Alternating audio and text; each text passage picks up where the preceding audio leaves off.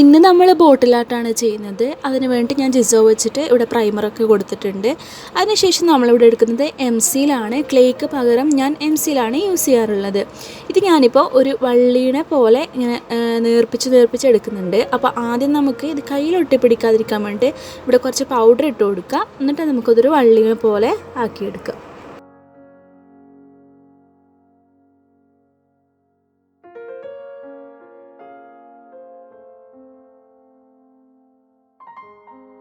അപ്പോൾ മാക്സിമം നീളത്തിൽ എടുക്കാൻ നോക്കുക. ഇനി നമുക്ക് ഇത് നമ്മുടെ ബോട്ടിലേക്ക് സ്റ്റിക്ക് ചെയ്ത് കൊടുക്കുക. ഞാനിവിടെ ഫെവിക്കോളാണ് എടുക്കുന്നത്. ഫെവിക്കോൾ നമുക്ക് എങ്ങനെയാണോ വള്ളി ഇരിക്കേണ്ടത് അതുപോലെ ഫെവിക്കോൾ വെച്ചിട്ടൊന്ന് വരച്ചു കൊടുക്കുക. എന്നിട്ട് അതിൻ്റെ മുകളിൽ നമ്മുടെ എംസീലിൻ്റെ ആ ഒരു വള്ളി പോലുള്ളത് ഒട്ടിച്ചു കൊടുക്കുക.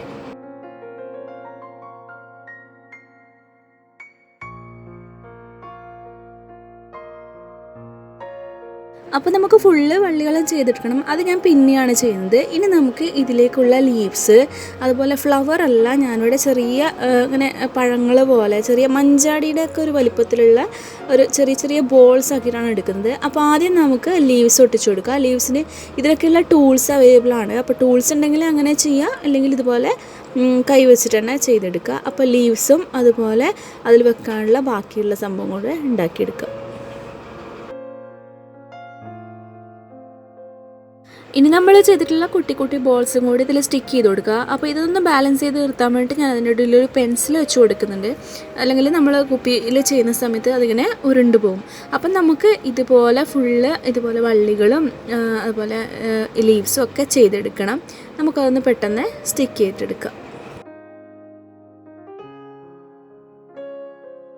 എങ്ങനെ വേണമെങ്കിലും ചെയ്യാം, ഇതുപോലെ നിർബന്ധമൊന്നുമില്ല. ലീവ്സ് വേണമെങ്കിൽ വേറെ ഷേപ്പ് കൊടുക്കാം. അതുപോലെ ഈ ബോൾസിന് വേണമെങ്കിൽ ബോൾസ് അല്ലെങ്കിൽ ഫ്ലവേഴ്സ് ചെയ്യാം, അല്ലെങ്കിൽ അതിൻ്റെ ഇടയിൽ ഫ്ലവേഴ്സ് വെച്ച് കൊടുക്കാം. അതൊക്കെ ചെയ്യുന്നവരുടെ ഇഷ്ടമാണ്.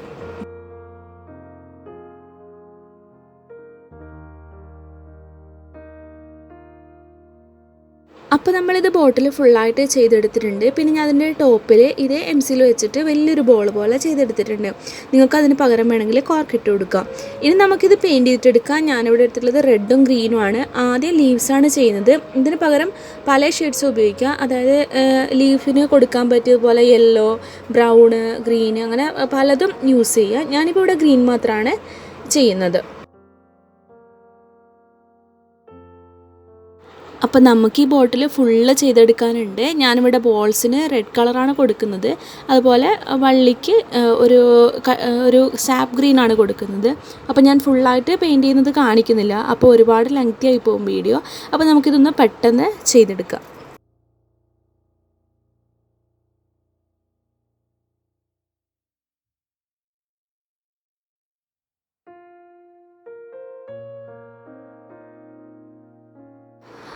ഓക്കെ, നമ്മുടെ ബോട്ടിൽ ഇവിടെ കംപ്ലീറ്റ് ആയിട്ടുണ്ട്. ഞാൻ അവൻ്റെ ബേസ് കോഡിൻ്റെ കളർ ഒന്ന് മാറ്റിയിട്ടുണ്ട്. ക്രീം കളറാണ് കൊടുത്തിട്ടുള്ളത്. അപ്പോൾ നിങ്ങൾ ചെയ്യുന്ന സമയത്ത് ഫസ്റ്റ് തന്നെ നോക്കുക ഏത് കളറാണ് പറ്റുക എന്നുള്ളത്. അപ്പോൾ രണ്ടാമത് ചെയ്യുമ്പോൾ കുറച്ച് ബുദ്ധിമുട്ടാണ്.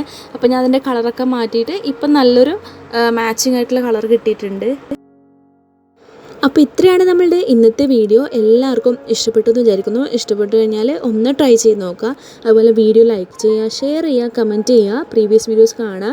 നമ്മളിതിന് മുമ്പും ബോട്ടിൽ ആർട്സിൻ്റെ വീഡിയോ ഇട്ടിട്ടുണ്ട്, അതൊന്ന് കാണുക. അതുപോലെ കൂടുതൽ വീഡിയോയ്ക്ക് വേണ്ടിയിട്ട് ചാനൽ സബ്സ്ക്രൈബ് ചെയ്യുക. സബ്സ്ക്രൈബ് ചെയ്യുമ്പോൾ കൂടെയുള്ള ബെൽ ബട്ടൺ കൂടി ഒന്ന് പ്രസ് ചെയ്യുക. താങ്ക്